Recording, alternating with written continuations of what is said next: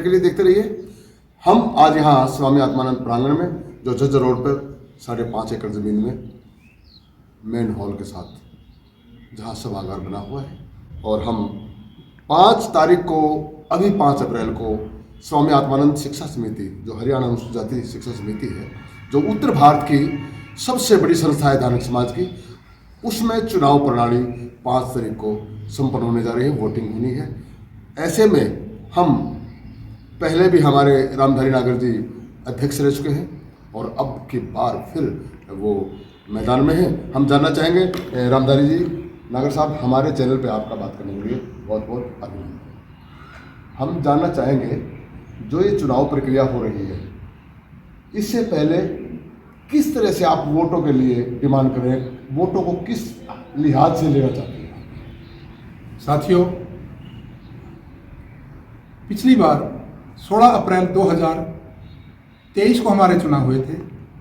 समाज ने, सभी संस्था के पदाधिकारियों ने, सभी संस्था के वोटरों ने हमें प्रधान नियुक्त किया था।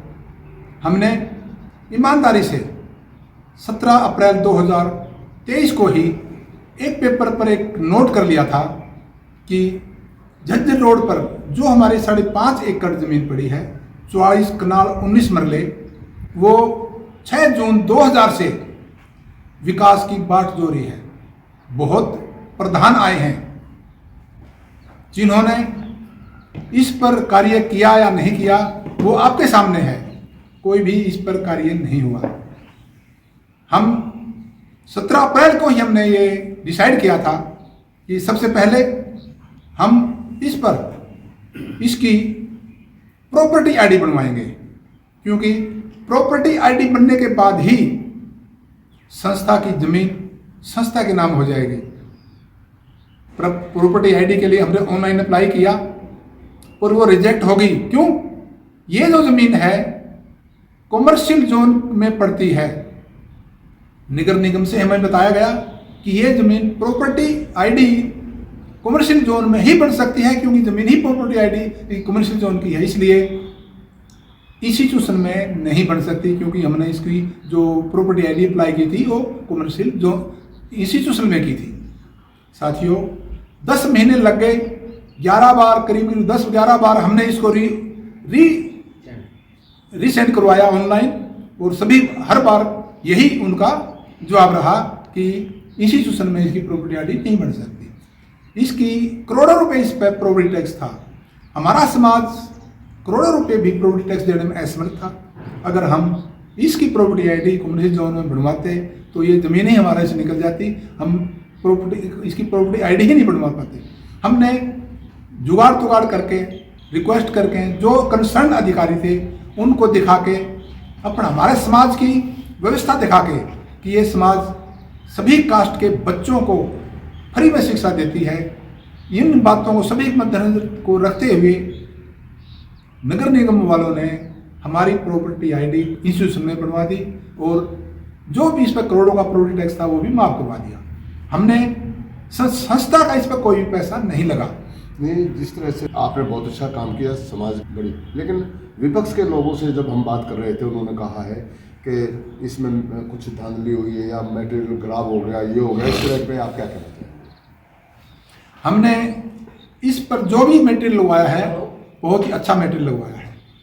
छांट के सबसे अच्छा मटेरियल लगवाया है। एक बार हमने 840 कट्टे मंगवाए,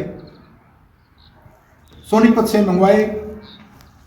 हमारे जो महाशिव देवेंद्र जी ने वो हमारे को वहाँ ले गए, क्योंकि उसका भाई जो ठेकेदार है यहाँ, जिसको हमने ठेका दिया था, राजेश चौधरी जी, उसने कहा कि भाई यहाँ मैं दिलवा दूंगा। हमने वहाँ से 840 कट्टे हमने परचेज किए, वो लग गए। और नागर साहब वर्जन में वो बोल रहे हैं कि नागर साहब ने हमारे कभी सुने ही नहीं, आप बता रहे हो वो सोनीपत खुद लेके गए। सोनीपत खुद लेके गए हैं हमारे देवेंद्र जी, क्योंकि मेरा सोनीपत में कोई लेना देना नहीं है, ना मैं किसी को जानता। सोनीपत में चंद आदमियों को जानता जो हमारे ही कास्ट के हैं, और वो इस लाइन से परचेजिंग में, सीमेंट में हमारा उनका कोई एक्सपोजर ही नहीं है। सिर्फ और सिर्फ देवेंद्र जी हमारे को ले गए, और वहाँ हमारे राजेश चौधरी थे, हम तीनों थे, हमने सीमेंट के लिए गए। सीमेंट करवाने के बाद वो लोहे वाले के पास भी लेके गए, जबरदस्ती लेके। मैंने मना किया कि सीमेंट जो लोहा है हम रोहतक से परचेज करेंगे, जिस टाइम चाहेंगे हमारा सरिया आ जाएगा। और वहाँ से सरिया आने में भी काफ़ी दिक्कत रही है।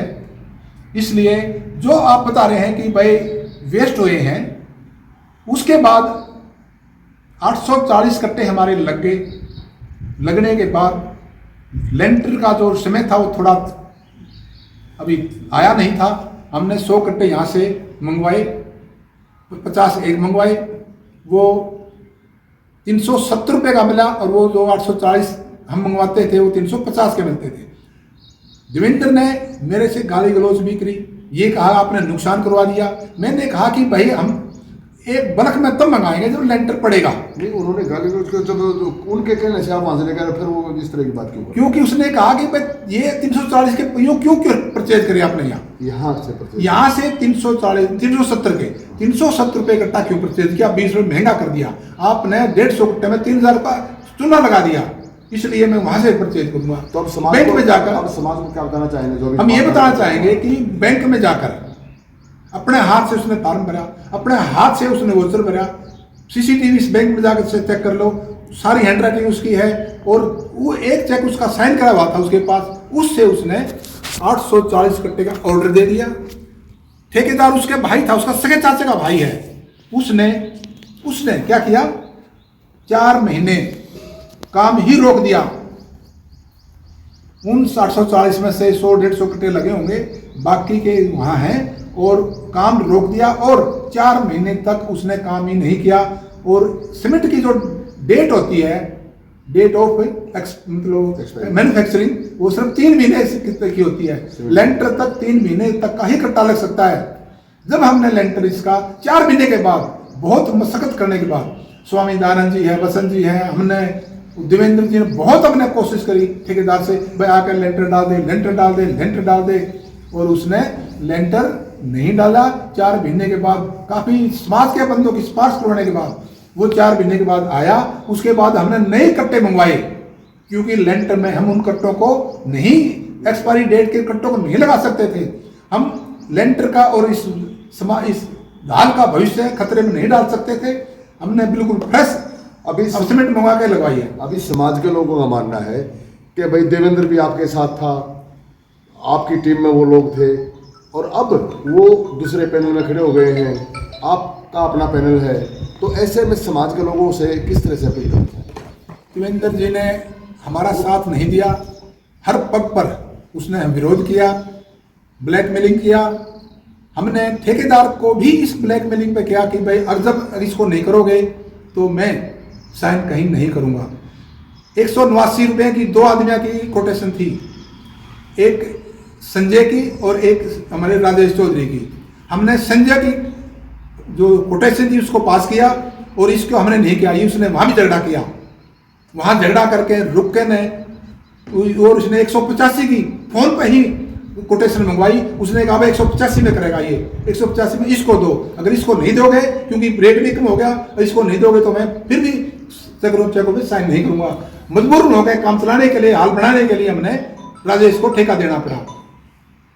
हमारे दर्शकों से मैं ये कहना चाहूँगा, डिस्प्यूट है, लेकिन जिस तरह से वो बोलते हैं, उनके बाद नागर साहब भी अपनी प्रतिक्रिया में बता रहे हैं कि उन्होंने ज़बरदस्ती की। लेकिन समाज के लोगों में जो भ्रम है, उस भ्रम को नागर साहब निखारते हुए 5 अप्रैल के लिए अपने पैनल के बारे में बताइए लोगों को क्या।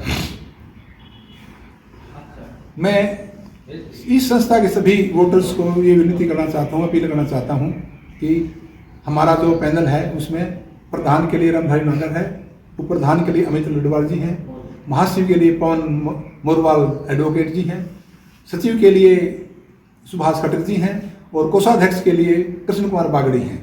हमारा ये पैनल है, जुझारू है, ईमानदार व्यक्ति हैं। हमने 3 साल चुनाव चिन्ह है, हमारा जो चुनाव चिन्ह है वो शेर है, शेर का है, 5 का। हर 5 अलग अलग वोट मिलेंगे, 5 को शेर के चिन्ह पर मोहर आप लगाइए और हमें भी जाइए। आप नागर साहब, मैं ये जानना चाहूँगा, सदस्यता पर आरोप प्रताप रोक चलते रहे हैं, लेकिन क्या समय रहा, किस तरह के हालात रहे होंगे, हम जानना चाहेंगे। आगे सदस्यों के लिए कि हरियाणा प्रदेश में जो समाज है वो किस तरह की। मैं सदस्यता के बारे में ये कहना चाहूँगा कि ये जो हमारी संस्था है स्वामी आत्मानंद हरियाणा अनुसूचित जाति शिक्षा समिति रोहतक नॉर्थ जोन की क्या हरियाणा इंडिया की सबसे बड़ी संस्था है। एससी में और बीसी में सबसे बड़ी संस्था है और इसकी जो सदस्यता है वो बहुत ज़्यादा होनी चाहिए। पीछे लोगों का ये धारणा रही है कि अखबारों में दे देते हैं, अखबारों को आजकल बहुत कम पढ़ते हैं लोग, तो हम आने वाले समय में बहुत से हर गांव में जाके, हर शहरों में जाके इसका प्रचार करेंगे और व्हाट्सएप के माध्यम से इसका पूरा प्रचार करेंगे और बहुत आदमी बहुत बड़ी संख्या में इसमें सदस्य को जोड़ने का काम करेंगे। चीफ एडिटर डॉक्टर देराज के साथ कैमरामैन हिमांशु बागड़ी। देखते रहिए उजाला तक। नमस्कार।